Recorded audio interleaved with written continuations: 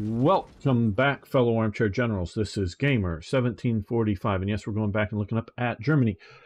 We are playing Hearts of Iron 4's Black Ice. I'm having a great time. I want to thank Tim, Strongarm, Niagara, Timothy, Sir Toyjet, Gary, Garrett, Marcus, Folk, and of course the great Hoffmanator for support over on Patreon. But what I just ask everybody, if you can do, is lick the like button. It's a different flavor each time for each video, so lick it and see how it is. And of course, make a comment, post a comment. That really helps with the algorithm. Just say hi. Those are the only things I ask anybody to do, is do those two. It really helps the channel out, gets the education out to everybody. So I really appreciate that. And of course, if you're new here, you can smash the subscribe button. So we're going to be continuing. I'm having a lot of fun with this. We are currently having 3 divisions battling in Spain. And what did Elizabeth say? I went to a private Christian school, so I didn't get the Marxist indoctrination today, but I didn't get taught anything either about the Great Wars, which should be essential, I think. Yes. Yeah, those watching later probably already know, but I'm recording these as part of the live stream. Okay, on education, of course, is very important. That's just be said. Knowing history is important to itself, and that is an important thing. So history is, in essence, the story of how we got here today, why you are where you are in this world, and that is what history is. That is important to understand that. But also, what I also feel is important, and what I try to do, is teach historical lessons, not history lessons. And I know not everyone here that watches this is English as first language, because I've said 2 different things. A history lesson is, this thing happened on this day in history, and explain what happened. That is a history lesson. I'm teaching you about history. A historical lesson, at least as I'm understanding the words, is something that history teaches us. Okay, it's, you know, as some people say, history may not repeat, but it rhymes, or some of the earlier, you know, history repeats. But there are lessons from history that we can learn, that history will teach us. Yeah,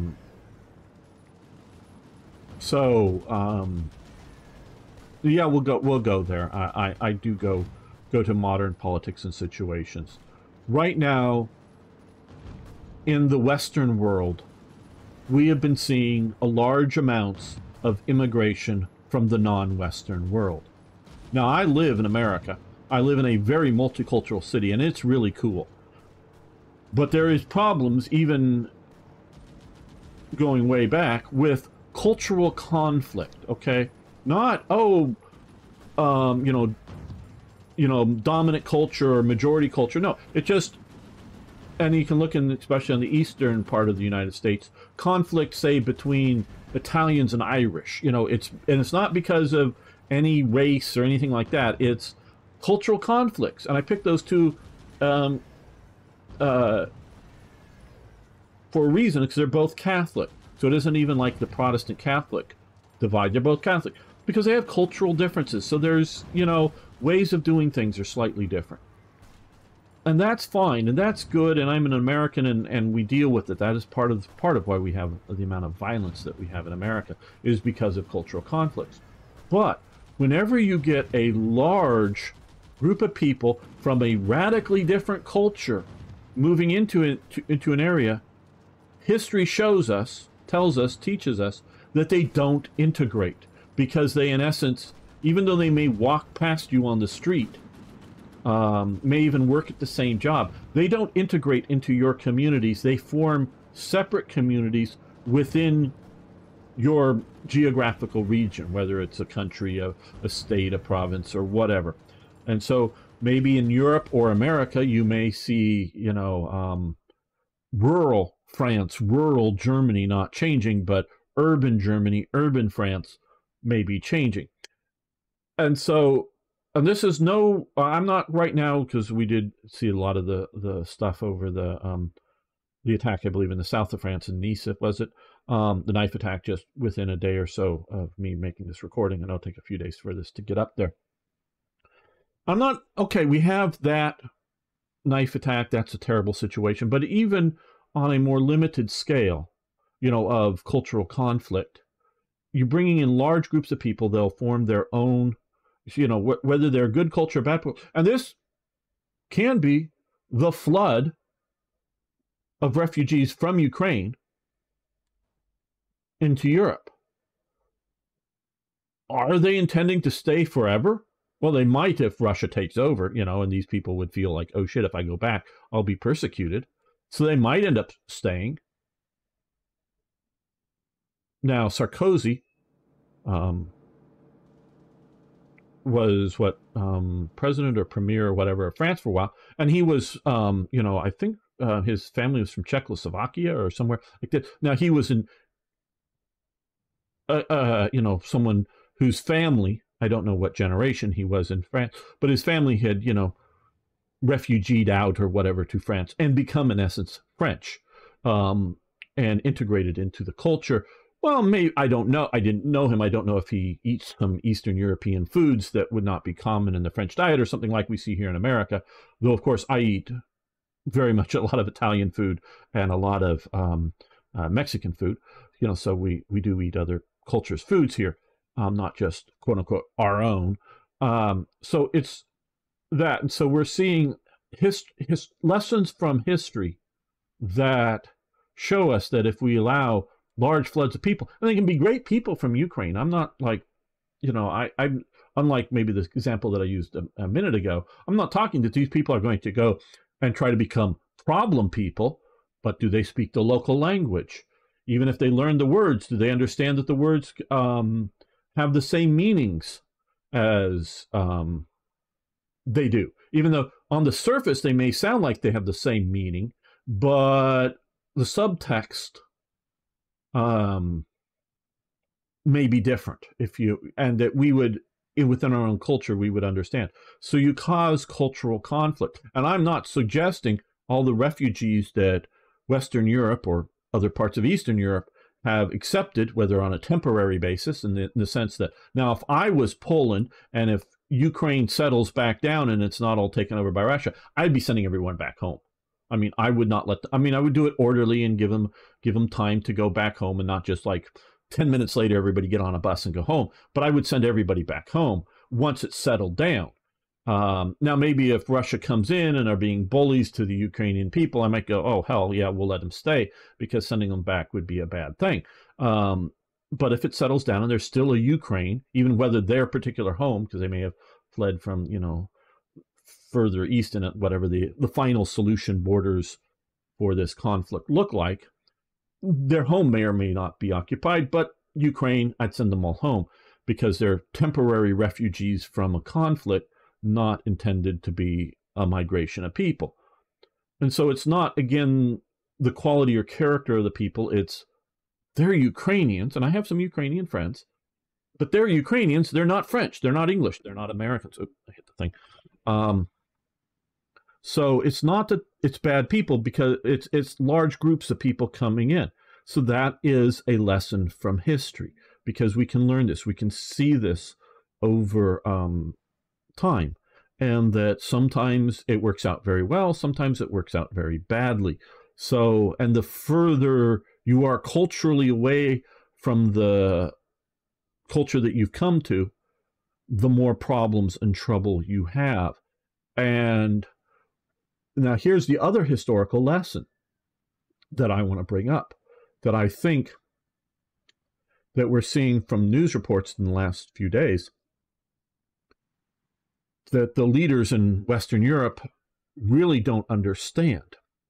And this is a fucking serious, important lesson that unfortunately there's only going to maybe be a few hundred people that ever watch this on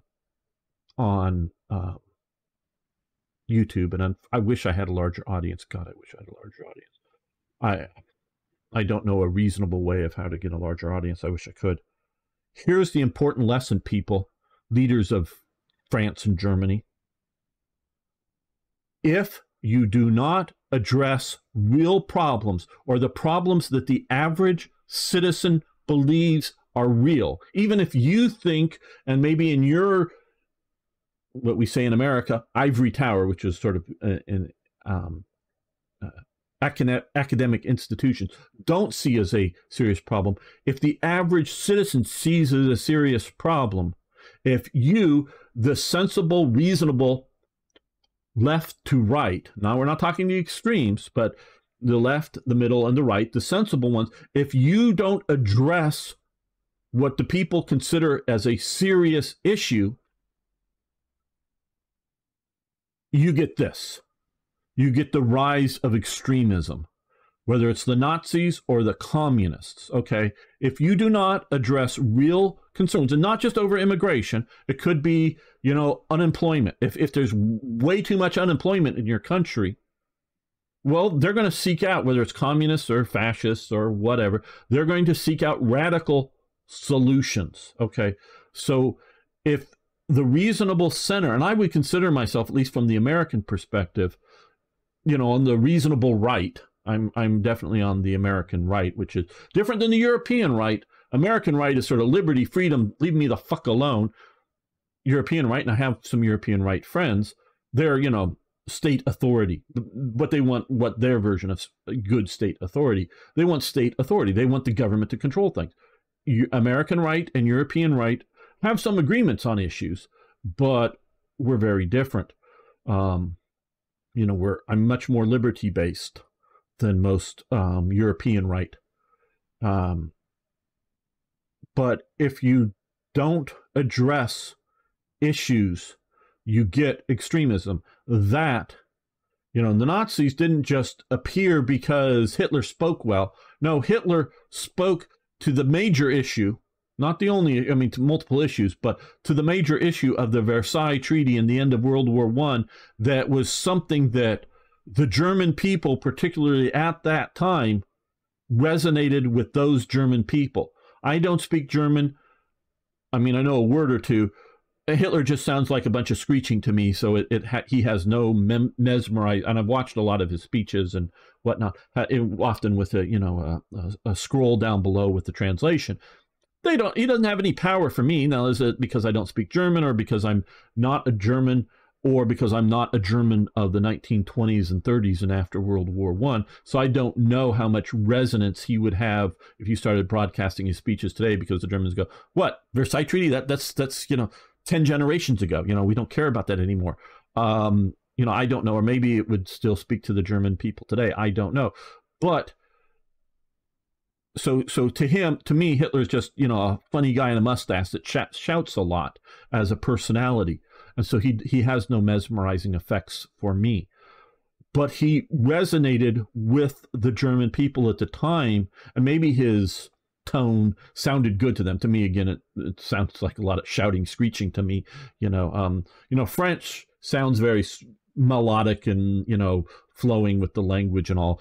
I don't necessarily understand it, but it sounds nice as a, you know, a background noise. Hitler just, but to me, but then I've talked to Germans, and, you know, some of their choices, I go, So yeah, doesn't mean it's wrong for you Germans to have those opinions. It just, you know, I like of how they like people speaking or something. It's just that. So again, lessons from history. That is partially what I'm trying to teach with my mod, with my YouTube channel, and the other channels that, you know, on different platforms. I'm trying to teach the lessons from history that people need to understand. So yeah, historical facts, historical dates, talking about some aircraft or some plane, those are all cool. But those are all, to me, just surface coolness that I geek out on too.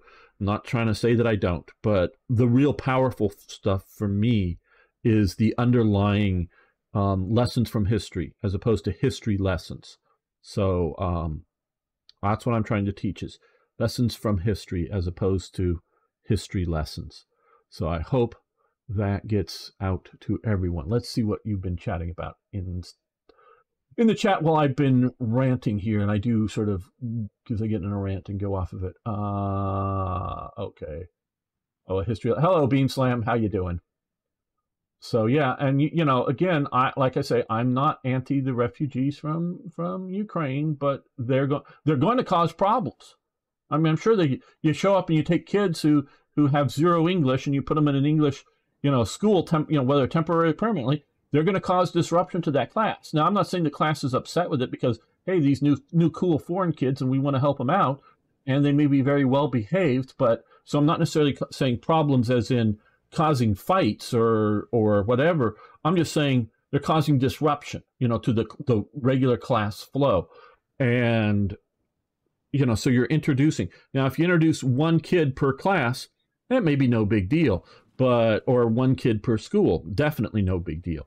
But if half of the class becomes Ukrainian, well, that's a bit of a problem, that kind of thing. And so that, it's all about,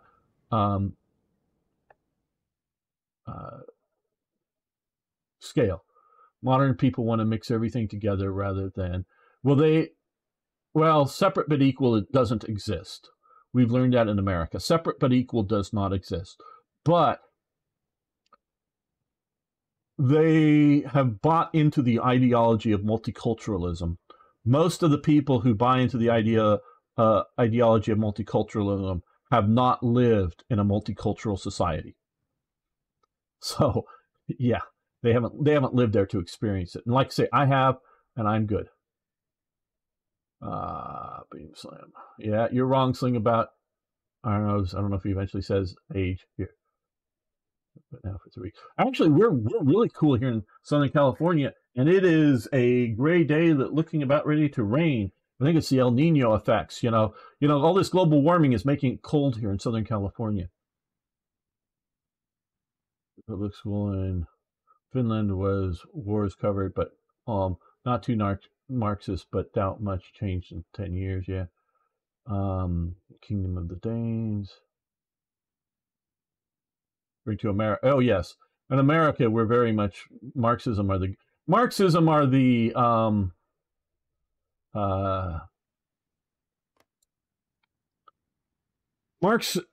in the modern educational system, and I would say the modern media system, whether it's television, movies, internet games, Marxists are the misguided good guys that did some bad things because they felt they had to in their misguidedness. That's how literally they think about the Marxists, are misguided good guys. To where they're as evil, if not more evil, than the Nazis. I mean, the Nazis are evil too. Don't get me wrong. It's not one or the other. One's a good guy, one's a bad guy. No, they're both bad. It's just to the degree that they're bad. All right. Well, let's continue here with our push towards Madrid, it looks like. Okay, well, okay. I don't know if trying to cut Madrid off is useful, so what we will do is we'll support that attack.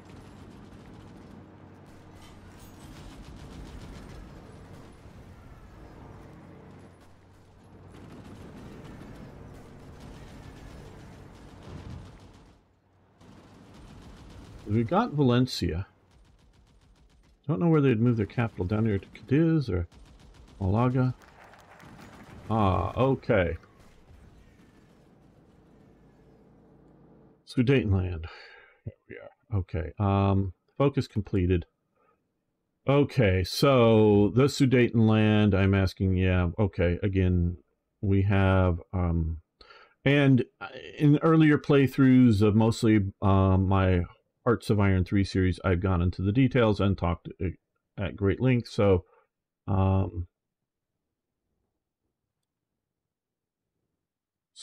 demand the Sudetenland, attempt to influence their government, prepare to invade, conquer. Okay, we're going to do the demand the Sudetenland.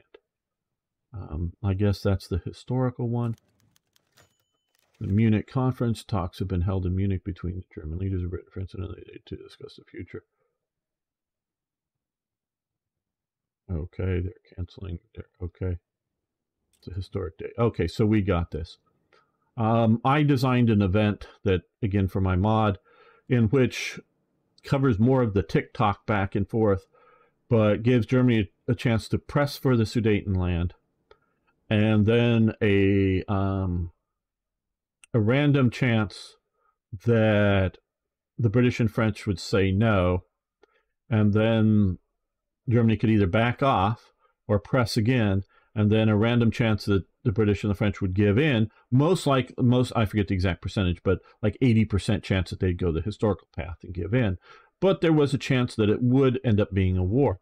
Now, of course, you can make a save before it or go back to the last autosave, and if you don't want the war option to happen.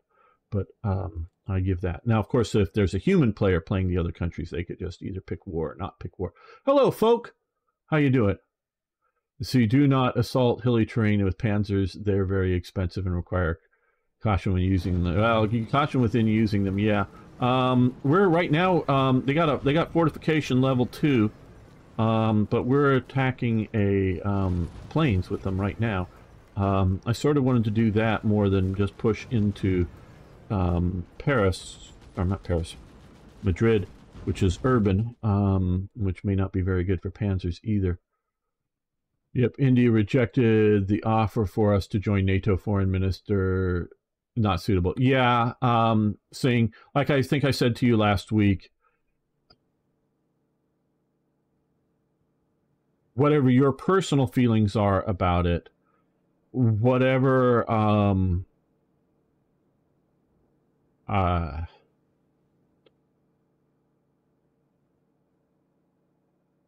whatever the US/Europe feels about Indian domestic policies are, even if we could get in, or even if we could get past those, one,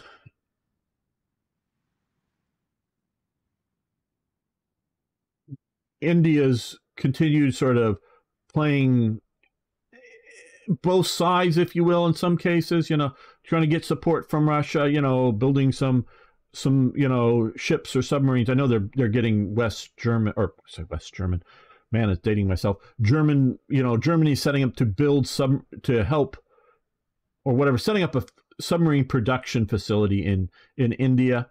I don't know, again, I don't know how much it is assembly of the submarines, which is what I think it is, meaning the major components like the engines will be made in Germany and shipped. And there's still a lot of construction to be done in the assembly. It's not the easy, you know, not just the, you know, it's not just the IKEA furniture at the end assembly. It's major construction work. But I still think a lot of the systems will be built in Germany and sent to India and assembled in India. You know, and playing back and forth and then maybe getting a missile system from Russia or whatever, that would all have to stop. But also the idea of that, I think